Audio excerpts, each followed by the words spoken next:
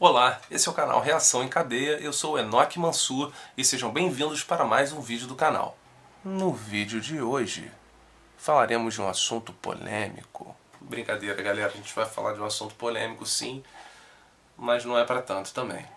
Hoje nós vamos falar sobre Paulo Freire e a influência de Paulo Freire na educação brasileira. Esse vídeo é para vocês que acreditam que a educação do Brasil é uma bosta por causa de Paulo Freire. Eu tenho uma coisa para dizer para você que pensa assim, amiguinho. Você é burro. Brincadeira. Você é só desinformado. Você já deve ter percebido que nos dias atuais há muitas críticas a Paulo Freire circulando na internet.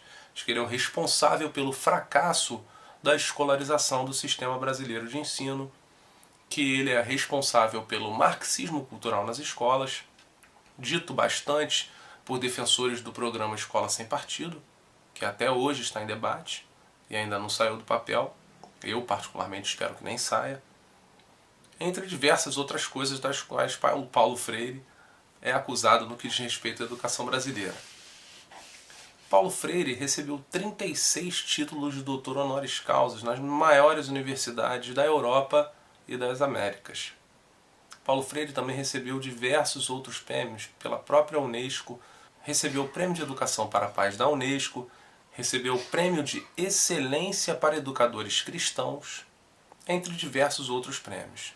Vale ressaltar aqui também que os melhores sistemas de educação do mundo aplicam Paulo Freire, como os sistemas da Finlândia, do Reino Unido, dos Estados Unidos, da Espanha e de diversos outros países, como Nova Zelândia, entre outros. Paulo Freire era totalmente contra ao projeto educacional que nós temos hoje no Brasil. Paulo Freire, primeiramente, era contrário ao currículo que nós temos hoje no Brasil, pois Paulo Freire era contrário a um currículo pré-estabelecido. Para Paulo Freire, o currículo deveria ser construído entre educando e educador, partindo da realidade e das experiências do próprio educando, para que esse currículo fosse proveitoso para a própria aprendizagem do educando e também para a aprendizagem do educador. Paulo Freire desenvolveu o conceito de educação bancária. No conceito de educação bancária, o educador, o professor detentor do conhecimento, deposita esse conhecimento na cabeça do aluno. Paulo Freire é totalmente contrário a essa lógica.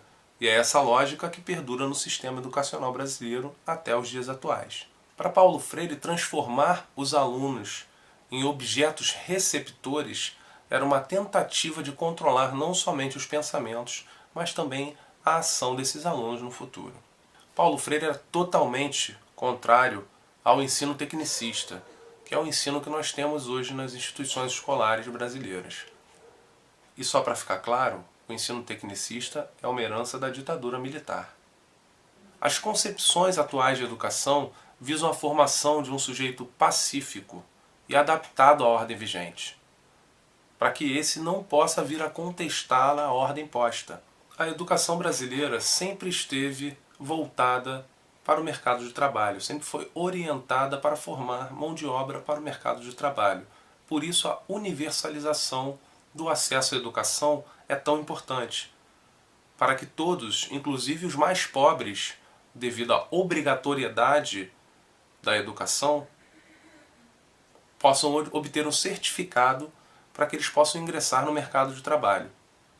Geralmente nas posições mais elementares do mercado, mas que de maneira que eles possam ser incluídos na cadeia produtiva. E isso não tem nada a ver com a educação que Paulo Freire pregava no Brasil. Paulo Freire prega uma educação para a constituição do sujeito, para o engrandecimento do indivíduo, para que o indivíduo possa aprender, o indivíduo possa, ele próprio, ter condições de desenvolver o seu aprendizado.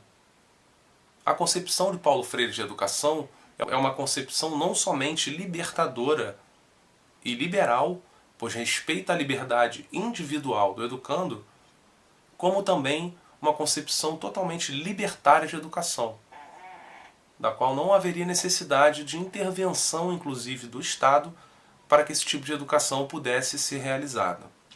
Paulo Freire teve diversas experiências bem-sucedidas com o seu método de educação, que é o método de alfabetização de adultos, que também nunca foi aplicado no sistema brasileiro de ensino. Foi aplicado em algumas iniciativas privadas, poucas e que foram bem-sucedidas. Para que nós possamos levar em consideração o porquê de a educação brasileira ainda está no patamar que está hoje, nós temos que entender também que a primeira instituição de ensino superior que tivemos no Brasil foi a USP, fundada em 1934, enquanto na própria América Latina, o Peru teve a primeira instituição de nível superior daqui da América Latina, fundada em 1551. Olha com quantos anos de atraso nós fundamos a nossa primeira universidade. Há mais de 36 institutos Paulo Freire espalhados por todo o mundo, que promovem as ideias de Paulo Freire e que são replicados em diversos modelos de educação de diversos países super bem-sucedidos no campo educacional. Paulo Freire dá nome a institutos acadêmicos por todo o mundo, inclusive na Finlândia, nos Estados Unidos, no Reino Unido, na Espanha, na Nova Zelândia, entre diversos outros países do globo. Para que nós possamos entender um pouco mais dos motivos para a nossa educação ser do jeito que ela é hoje, nós precisamos ir lá na raiz do problema. E essa raiz está bem longe de Paulo Freire. Na educação, nós temos alguns organismos internacionais que traçam diretrizes políticas e orçamentárias para a educação nos países em subdesenvolvimento e nos países de terceiro mundo, como é o caso do Brasil. Algumas dessas instituições são o Banco Mundial e a Unesco, que desde a época de 70 já vinham se articulando com o Ministério da Educação da época para que pudesse financiar projetos educacionais para o nosso país, obviamente seguindo as diretrizes internacionais impostas atreladas ao financiamento que seria enviado para o Brasil. Dessa maneira, esses organismos internacionais, o Banco Mundial e a Unesco, dentre outros, tiveram influência direta no Plano Decenal de Educação de 1993, no Plano Nacional de Educação do ano 2000, da Lei de Diretrizes e Bases da Educação Nacional, do ano de 1996. Há diversos documentos disponíveis também na internet que mostram como era a relação desses organismos internacionais com relação às políticas públicas voltadas para a educação no Brasil. Um desses documentos se chama Marco Estratégico para a Unesco no Brasil, do ano de 2006. Um outro documento também disponível na internet chama-se Educação e Formação ao Longo da Vida, uma ponte para o futuro. Te lembra alguma coisa? Esse documento foi escrito em 1999. Outra coisa que vale ressaltar com relação ao método Paulo Freire conseguiu sucesso em 40 horas de aplicação do seu método para uma turma de 30 pessoas no Rio Grande do Norte. Ele fez esse trabalho com camponeses do Rio Grande do Norte. E ele partiu da realidade dos mesmos para que pudesse alfabetizá-los, coisa que ele também fez em Brasília na época da construção de Brasília. E também foi muito bem sucedido com os operários que levantaram os tijolos de Brasília.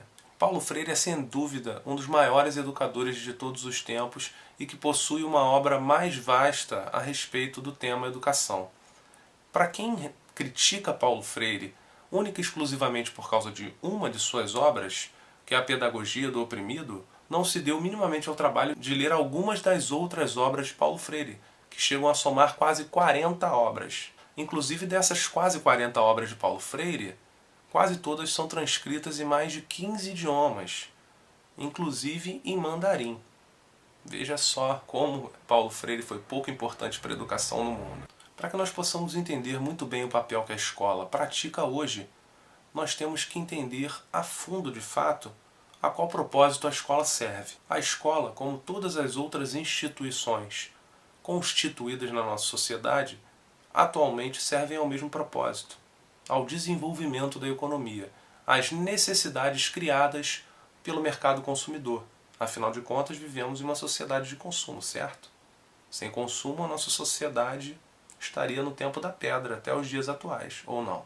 Por conta disso, a educação tem um papel fundamental para manter a ordem dessa sociedade, para que seja perpetuada a forma como vivemos. Para isso, a educação faz com que nós acreditemos que a única forma de nós chegarmos a algum lugar na vida Nós de fato acreditamos hoje, todos, tanto ricos quanto pobres, que nós necessitamos da escola e nós necessitamos de uma certificação constante do nosso conhecimento para que nós possamos ter uma vida boa, segundo o conceito de vida boa estabelecido pela sociedade, nós possamos ter uma vida feliz e bem-sucedida, segundo os padrões determinados de uma vida feliz e bem-sucedida nos dias atuais. Então eu acho que apesar de ser um vídeo breve, eu consegui deixar ele bem enxuto, mas passando a mensagem que eu gostaria de passar para vocês, para que vocês possam entender que Paulo Freire não tem a menor relação com a tragédia do nosso sistema escolar. É um fracasso em diversos outros países